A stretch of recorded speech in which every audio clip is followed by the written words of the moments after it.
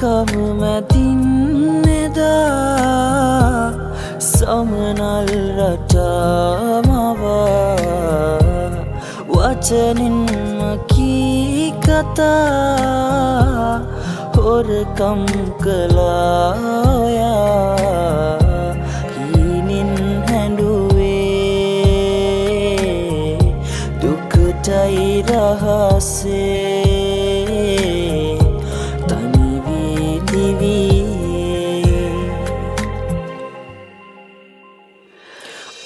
ආයෙන් පනමාගේ ආදරේ අරන් ජීවත් වෙන්න බැහැවාගේ පාළුවේ තවත් කඳුලෙල් මවානෙතේ මොනවාදක් නුනේ